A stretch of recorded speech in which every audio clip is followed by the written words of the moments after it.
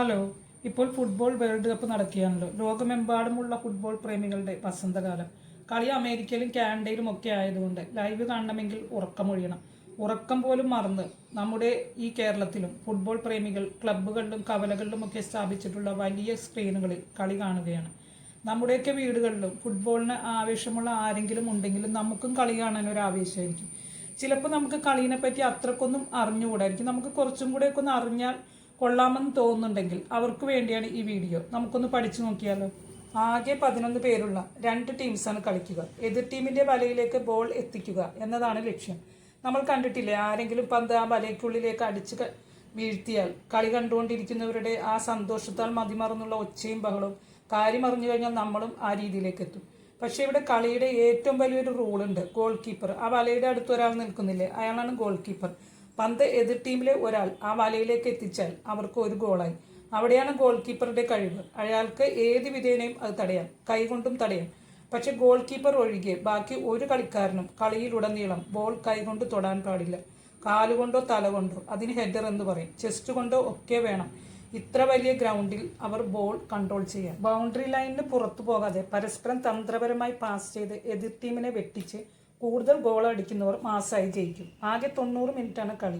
45 മിനിറ്റുള്ള 2 പകുതിയായിട്ടാണ് തിരിക്കുക. കേട്ടിട്ടില്ലേ, first half second half എന്നൊക്കെ.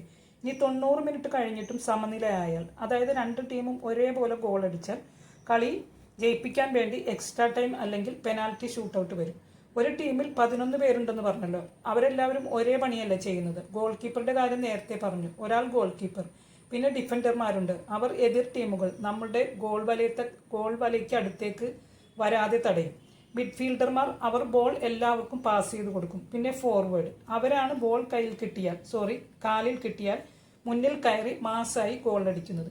പിന്നെ വേറൊരു കാര്യമുണ്ട്, ഓഫ് സൈഡ്. എന്താണ് ഈ ഓഫ് സൈഡ്? ഇതൊരു കൺഫ്യൂഷനുള്ള കാര്യമാണ്. അല്പം സിമ്പിളായി പറഞ്ഞാൽ, നിങ്ങൾക്ക് മറ്റൊരാൾ പാസ് ചെയ്ത് തരുന്ന സമയത്ത് എതിർ ടീമിന്റെ ഡിഫൻഡറിനെ ഒക്കെ പറ്റിച്ച് നിങ്ങൾ അവരുടെയും പിന്നിൽ പോയി നിൽക്കാൻ പാടില്ല.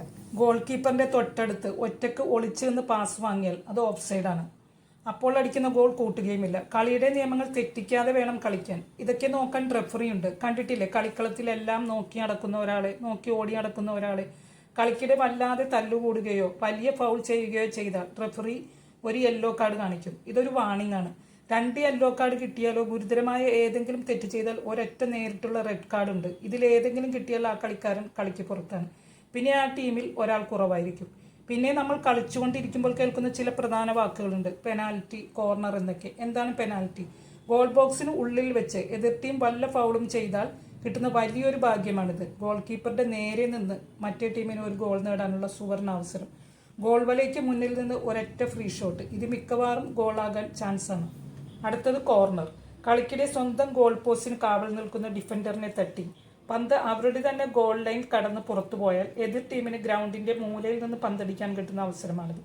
പിന്നെയുള്ളത് ഫ്രീ കിക്കാണ്. പെനാൽറ്റി ബോക്സിന് പുറത്തു വെച്ച് എവിടെയാണോ ഫൗൾ നടക്കുന്നത് കൃത്യം അവിടെ നിന്ന് തന്നെ പന്തടിക്കാൻ കിട്ടുന്ന ഒരു ഫ്രീ ഷോട്ട്. ഇനിയാണ് ഒരു ഹീറോ മൂവ്മെന്റ് ഉള്ളത്. അതാണ് ഹാട്രിക്. ഒരൊറ്റ കളിക്കാരൻ തന്നെ ഒരേ മാച്ചിൽ 3 ഗോൾ അടിച്ചാൽ അതിനെയാണ് ഹാട്രിക് എന്ന് പറയുക. ഈ ലോകകപ്പിൽ ഒരു ഹാട്രിക് പിറന്നത് അറിഞ്ഞില്ലേ? അൾജീരിയക്കെതിരെ നമ്മുടെ സാക്ഷാൽ മെസ്സി നേടിയ ഹാട്രിക്. അർജന്റീനയുടെ ആദ്യ മത്സരം മെസ്സിയുടെ ഹാട്രിക് തുടക്കത്തോടെ അവിസ്മരണീയമായി. മെസ്സിയുടെ ആദ്യ വേൾഡ് കപ്പ് ഹാട്രിക്. ഇപ്പോൾ കുറച്ചൊക്കെ സിമ്പിളായോ? ഇനി ധൈര്യമായിട്ട് കളി കാണാമല്ലോ. അവരൊക്കെ കൈയടിക്കുമ്പോൾ ആർത്തലയ്ക്കുമ്പോൾ നമുക്കും ചെറുതായിട്ടൊന്ന് കൂടാമല്ലോ. എനിക്കറിയാവുന്ന കുറച്ച് കാര്യങ്ങളാണ് പങ്കുവച്ചത്. ഇതിൽ കൂടുതൽ നിങ്ങൾക്കറിയാമെങ്കിൽ ഞാൻ കേൾക്കാം, കമൻറ്റ് ചെയ്യുമല്ലോ. അത് ഞാൻ പറഞ്ഞതിൽ എന്തെങ്കിലും തെറ്റുണ്ടെങ്കിൽ അതും കമൻറ്റ് ചെയ്യണം. എൻ്റെ വീഡിയോ ഇഷ്ടമായെങ്കിൽ ലൈക്ക് ചെയ്യണം. എൻ്റെ ചാനൽ വർത്തായി തോന്നുന്നുണ്ടെങ്കിൽ സബ്സ്ക്രൈബ് ചെയ്യണം. വീഡിയോ കണ്ടതിൽ ഒരുപാട് സന്തോഷം. ഇനിയും നല്ലൊരു വീഡിയോയുമായിട്ട് വരാം. അതുവരെ ബായ്.